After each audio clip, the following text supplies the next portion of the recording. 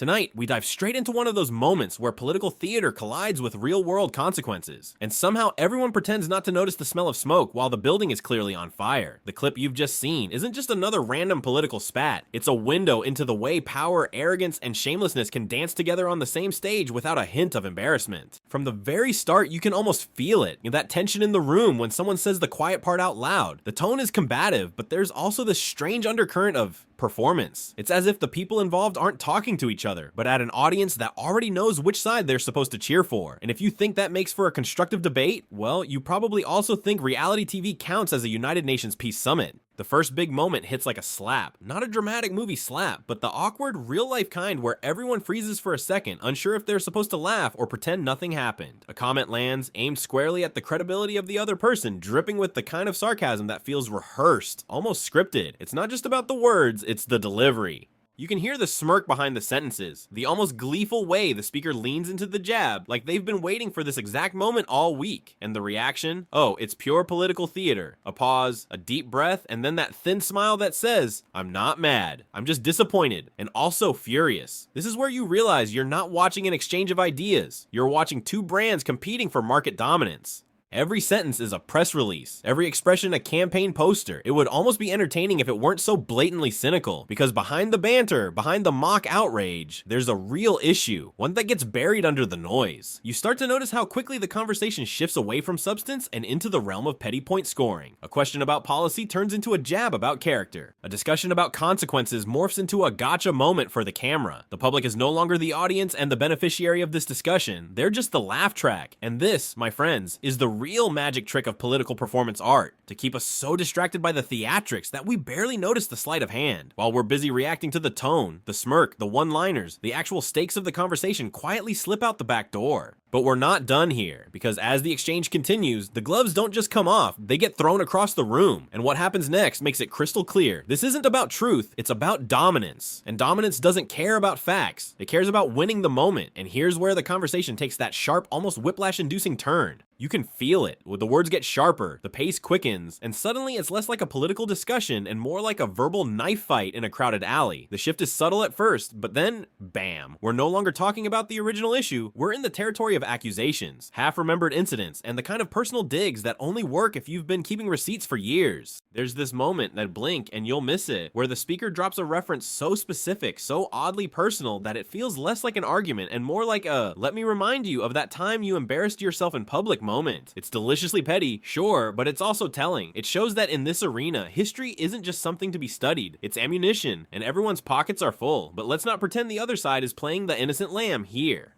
Oh no, the counterpunch comes fast, wrapped in faux calm, with that careful modulation of tone that screams, look at me, I'm the reasonable one, while the actual words are a scalpel cutting straight into the opponent's credibility. And in that instant, you can almost hear the gears turning, not just in the minds of the people speaking, but in the minds of every strategist, advisor, and PR consultant who will clip this moment for tomorrow's headlines. And here's the kicker, the crowd, whether it's in the room, online, or watching from home, laps it up. Every smirk, every gotcha line, every theatrical sigh gets dissected, memed, and reshared within minutes. It's politics as spectator sport, and the scoreboard isn't policy change or truth, it's engagement metrics. This is the dangerous part, because while the sparring is happening, the actual substance is slipping further into the shadows. We're not talking about solutions anymore.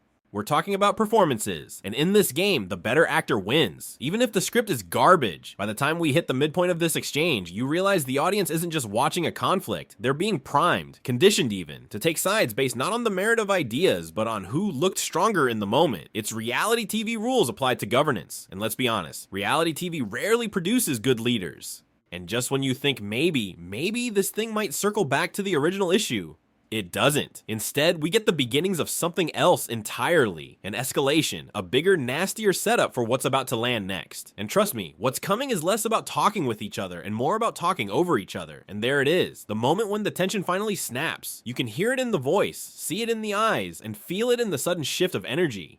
What started as a verbal fencing match has now become something more primal. The gloves aren't just off, they've been set on fire and thrown into the crowd. The speaker leans forward, no longer hiding behind the veneer of polite discourse. This is no longer about scoring clever points, it's about delivering a clean hit, right to the core of the opponent's narrative. There's no hesitation now, every word is sharp, deliberate, and designed to leave a mark that can't be laughed off. The phrases are shorter, punchier, like a series of jabs instead of long-winded swings. It's a fight for dominance in real time, and neither side is willing to blink. What's fascinating here is how the body language tells a second story, one that's even louder than the words. Shoulders square, hands gesturing just enough to punctuate each sentence without looking desperate. It's the practiced posture of someone who's been here before, someone who knows exactly how to hold a room, even when the walls are closing in. The rebuttal comes hard and fast, but it's different this time. There's no smile now, no air of casual dismissal. The opponent's voice tightens, the pitch rises ever so slightly, and the words start spilling out in a way that's less calculated, more raw. This isn't just counter-argument, it's defense, the kind you give when you know the hit landed and you need to patch the wound before the audience notices the blood. And then, almost too perfectly, the exchange starts overlapping, one voice talking over the other, sentences clashing mid-air, the rhythm breaking down into chaotic noise. It's the sound of two people trying to hold the floor at the same time, each one refusing to yield even an inch.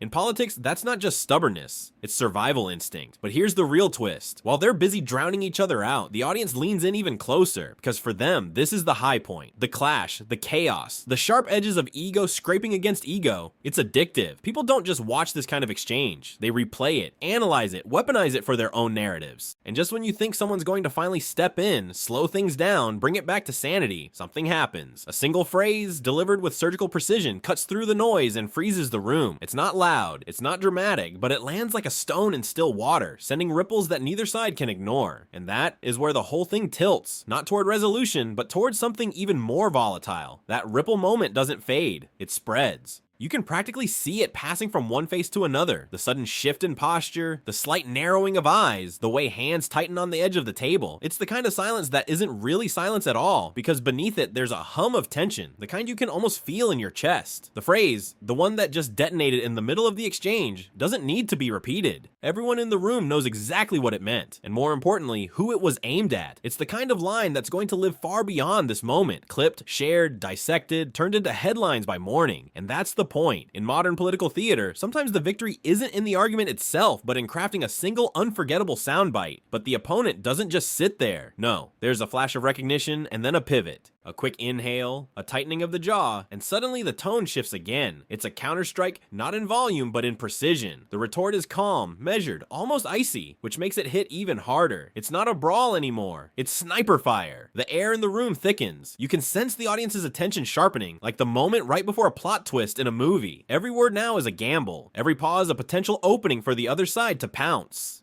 And in that high wire tension, both speakers are doing the same mental math. How do I land the final blow without looking like I've lost control? And here's where the reaction watching from the outside becomes almost voyeuristic. We're not just witnessing a disagreement, we're watching two personas, two carefully constructed public images, fighting to survive in real time. Each jab isn't just an attack on an argument, it's an attack on a brand. And when brands are threatened, the stakes skyrocket. There's no winner declared. There's no handshake, no mutual nod of respect. Instead, it ends the way so many of these encounters do, and with both sides talking at the same time, neither willing to give the other the final word until the moment is forced to close. Not because anyone backed down, but because the clock, the moderator, or the chaos itself decided enough was enough.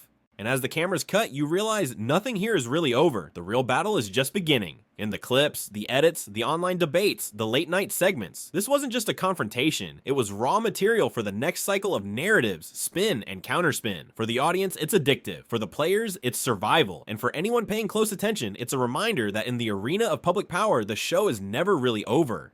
It just waits for its next act.